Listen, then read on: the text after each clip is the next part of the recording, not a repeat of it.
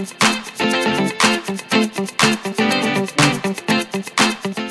Tingers, my name is Natalia, and last week you all voted for another card. So today I'm gonna show this card slash box slash lantern. It's a really unique card to create and really fun to decorate, and it works well for any occasion. Now you decide what I should create next week by voting in the card above, and let's begin. Here's what you need to create this card.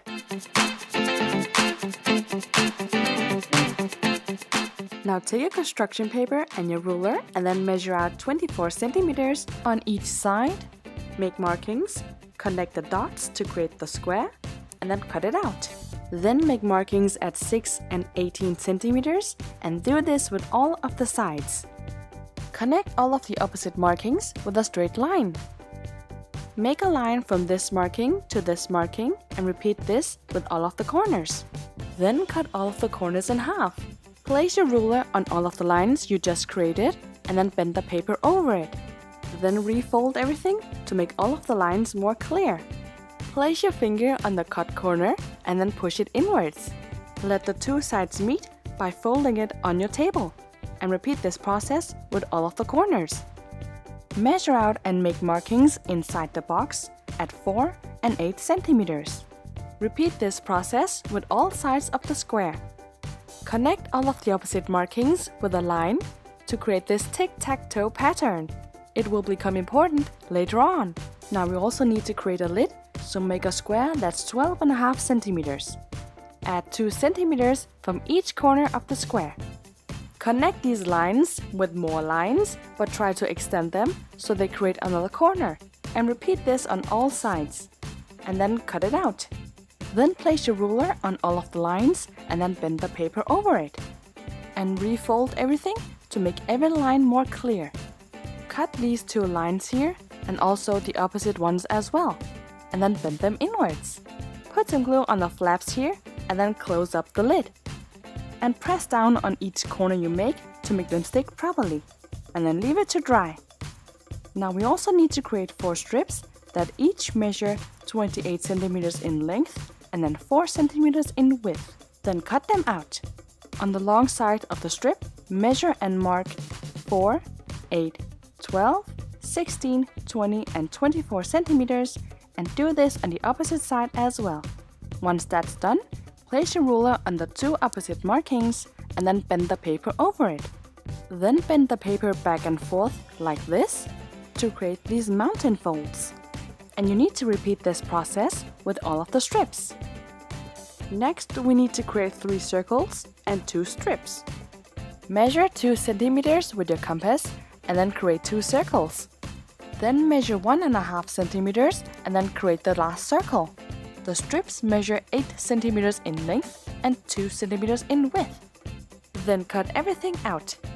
We need to glue the 2 strips together, so find the middle on one of them, make a mark, put some glue on it, and then glue the other strip right on top. Moving on to the circles, we need to make the center hole here bigger, so use your compass to do exactly that. And repeat this with the other 2 circles. Place one of the circles on the cross you just made to create a hole that matches all of the other ones. And try to keep it as center as possible. We actually need to make the holes bigger because of the ribbon, and a paper punch just won't work, so use something like a pointy scissor or an owl to make them bigger. Save yourself some time by aligning all of the holes on the circles, then use your pointy scissor or the owl to make all of the holes bigger all at once. Moving on to the lid, we need to make a hole in it as well, so find the middle on each side of it, make a mark, and then only make lines right in the middle of it. Make the hole right where the 2 lines meet with your compass, and then use your pointy scissor or the owl to make it bigger. And remember to erase any pencil markings along the way. Now that we have all of the pieces, we need to glue them together, but first we need to decorate them. When you're decorating the strips, leave the last square out because that one needs to be glued down onto the card. Otherwise, you can just go ahead and decorate them. You can add text, panel, pictures, or just drawings. That's totally up to you and the theme you're going for. And you can even decorate them on the back. If you want to make a panel for the bottom of the card, use the measurement here. And if you want to make side panels like these, use the measurement here. If you've made all of the side panels, put some glue on them and then glue them onto the card. Put some glue on these squares here and then attach the bottom of the strip that isn't decorated. And make sure that it's facing the right way before attaching it. And then continue this process with all of the strips until they're all attached. Then put some glue all over the bottom of the card and then attach the panel. And then press down firmly to make everything stick to the bottom. And then leave it to dry. Now we need to assemble the lid, so take the smallest circle and glue it onto one of the larger ones. Now take the ribbon and then make a pointy end and then feed it through the 2 circles you just glued together. And then feed the ribbon through the lid. Put some glue on the 2 circles and then glue them onto the lid and press down to make them stick. Then take the cross, measure 2 centimeters and just make a line across. And do this with all of the arms. Now we need to assemble all of the strips using the cross. So put some glue on the marked areas and glue the strips onto the cross. Leave the whole thing to dry completely before the next step, which is to feed the ribbon through the cross. The last circle needs to be attached right where the ribbon ends. But before that, you can add a cute feature by creating a hanging piece and gluing that string onto the circle. You can choose to do this or not, but you need to attach the last circle onto the ribbon. Then add some glue around it and then glue it onto the bottom of the cross. Gently pull the lid off the ribbon, put some glue on the remaining areas of the cross, then reattach the lid onto the cross. Cut off the frizzled ends of the ribbon, put some glue on the circle you just added, and then attach the ends of the ribbon right onto it. Leave the whole thing to dry completely.